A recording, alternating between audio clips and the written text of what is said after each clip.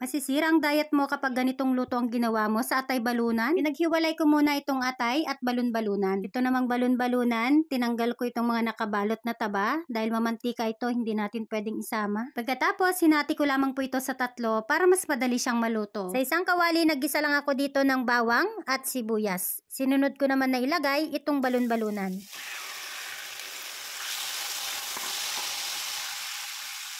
Nilagyan ko na rin ito ng paminta. Haluin at takpan. Lutuin ito ng 5 to 10 minutes.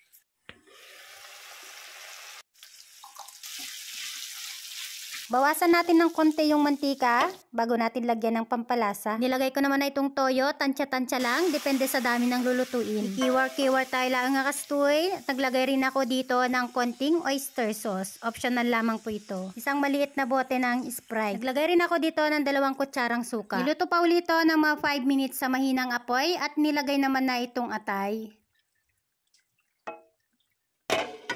Ayan, nakakabsat. Tsura pa lang talagang nakakatakam na. Ang pinakalas ko namang inilagay, ito po ay optional lang din. Ito pong tamis anghang na ketchup. Pwede rin po yung tomato sauce, pero mas gusto ko yung lasa nito. At dahil kakabsat, luto na itong ating ulam. Lagyan na rin natin ng sili at onion leaves. Ay na, may busti kalaban no kastoy lang timasida. Sa mga kumakain din po ng atay balunan, saang lugar ka naman kabsat?